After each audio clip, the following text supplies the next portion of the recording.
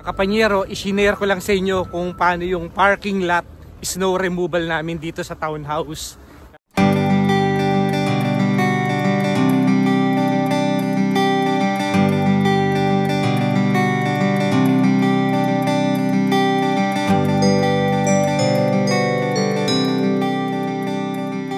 Yan, magandang araw mga kapanyero. Ang lamig ngayon na naman dito. Ito, bumubuhos na naman. Nag-i-snow na naman dito. Ito nga pala, ito yung snow removal namin dito sa mga parkings. Papasok nga pala ako ngayon sa trabaho. Nakita ko na naglilinis na ngayon. Kaninang umaga pa to. Bali anong oras na ba ngayon dito? 11 o'clock na rito ng umaga. Papasok na ako sa trabaho mga kapanyero. Pero ito yung style ng aming ano rito, snow removal. Hindi basta-basta na kailangan talaga ng ayan, bulldozer kung tawagin sa atin. Na hindi pwedeng mano-mano, hindi pwedeng pala dahil nga ang kapal ng snow. Tapos tumigas na. Ang ingay, ang laki, di ba? Ganito ang ginagawa mga kapanyero na pag naglilinis ng parking dito. Bali nakatanggap kami ng sulat nung nakaraang araw pa na magkakaroon ng schedule ng parking snow removal dito sa townhouse. Ayan mga kapanyero, bali 3 days. Bali nakatanggap kami ng notice na mayroong parking lot snow removal. Mga kapanyero, bali ito ilalagay nila to sa mailbox 3 days bago bago yung schedule na to. Mga kapanyero, kailangan yung mga sasakyan nyo, alisin nyo kagad sa parking. Kung hindi, talagang hihilahin yan para mabilis silang makapaglinis. Ginagawa nito mga kapanyero, iniipon niya sa isang gilid lahat ng snow, kinakayod niya, tinatanggal niya, tapos mamaya may darating na maliliit na bobcat para ikarga sa mga dump truck yung snow na yan. Ganun ang style dito. Nakita nyo naman ang kapal na.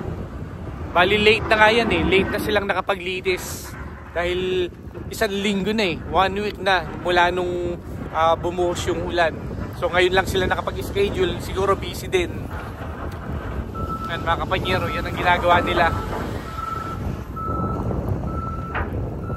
Pero ngayon, habang naglilinis sila, nag-i-snow na naman dito. Nakita nyo naman. Ayan mga kapanyero, ganyan ang style dito. Sa pagka-townhouse, talagang may maglilinis. So hindi namin kailangan na maglinis, hindi namin kailangan na gumising na maaga para maglinis. Ang lakas ng snow mga kapanyero.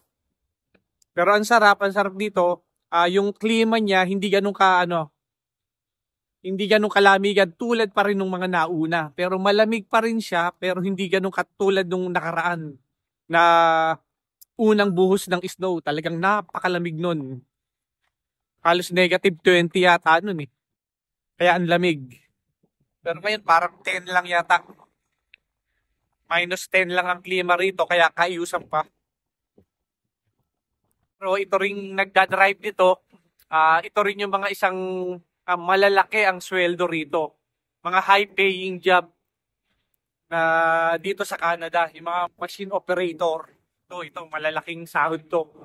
Pagka per hora nito, malalaki talaga. Ito yung sinasabi ko mga kapanyero na pagka pinatagal nyo ang paglilinis, ang hirap tanggalin.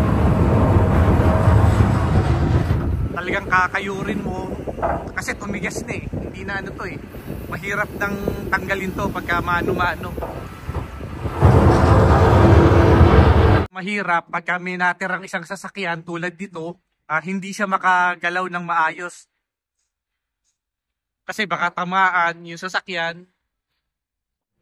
Ito ang mahirap mga kapanyero pagka pumasok na to.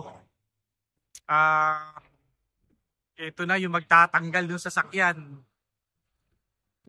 Mga kapanyero, tumawag na nga pala ng tow. Ito yung sa tow company, tatanggalin tong isang natirang sasakyan na to.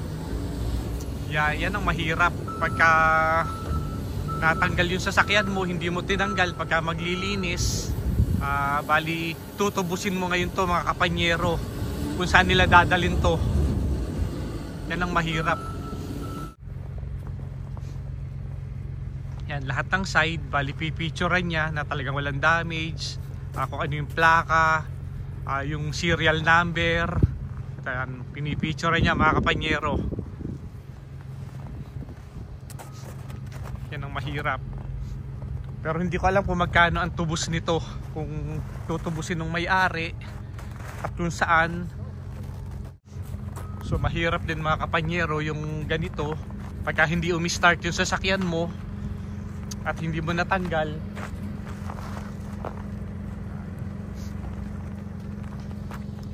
Hinahanap niya mga kapanyero kung anong number ng parking, kasi may mga number yung parking dito. Tapos i-re-report niya ngayon yung condo management, bali magpapadala na sulat kung kanino man sasakyan to. Ganito mga kapanyero ginagawa kapag magtatanggal ng sasakyan. To hihilahin na to.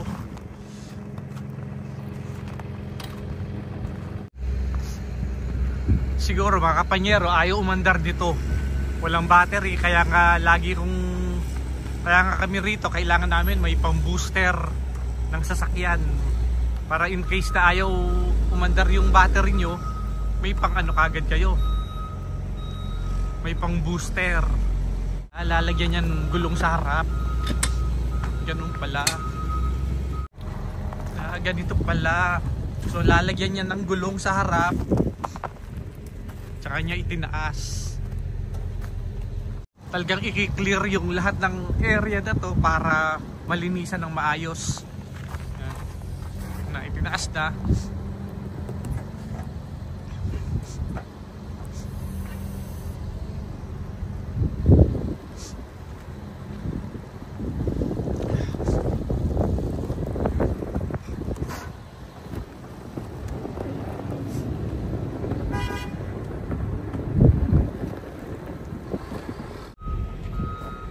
Ito mga kapanyero, meron namang ibang traktora o anong klaseng traktor na pumasok dito sa parking. Ito naman yung maglilinis ngayon.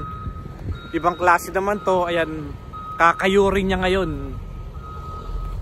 yung mga snow na tinanggal kanina.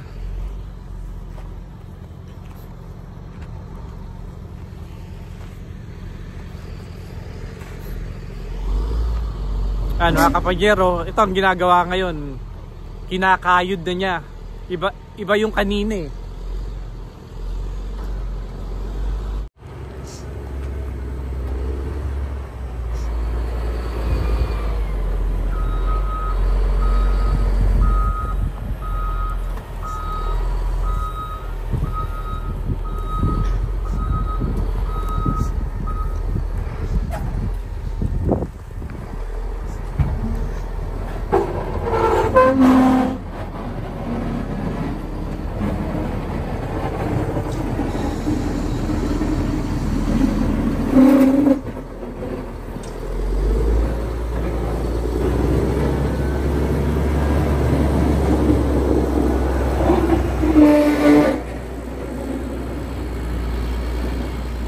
Bali mga kapanyero, kanina pumasok yung dalawang malaking truck, yung dalawang bulldozer para linisin yung gitna ng parking area.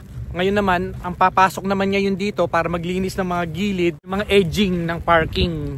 Ito yung sinasabi kong bobcat, na ito yung maliliit lang, pero siya yung kakayod sa mga gilid kasi nga masyadong malaki yung bulldozer kanina, hindi niya kayang abutin yung mga gilid. Tatamaan yung mga gutter, masisira. So ito yung maliliit na papakita ko nga pala sa inyo mga kapanyero. Ito mga kapanyero, nililinis na niya yung gilid. Ito yung sinasabi kong bobcat na maglilinis ng gilid. Okay.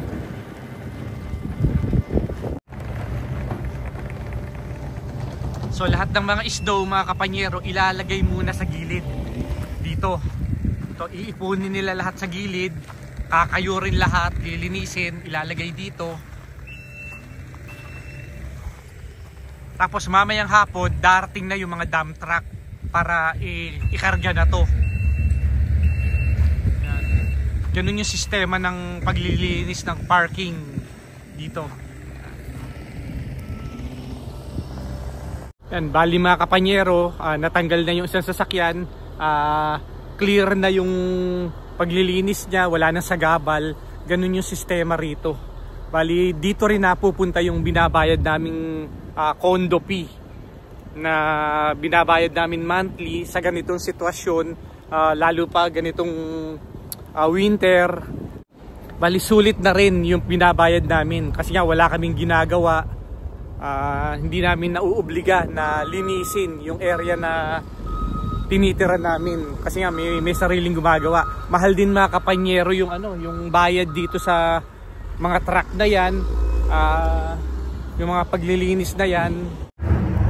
Yan mga kapanyero, bali mga kapanyero, isinare ko lang sa inyo kung paano yung parking lot snow removal namin dito sa townhouse. Yan, papasok na tayo ngayon. Maraming salamat. Hanggang sa muli.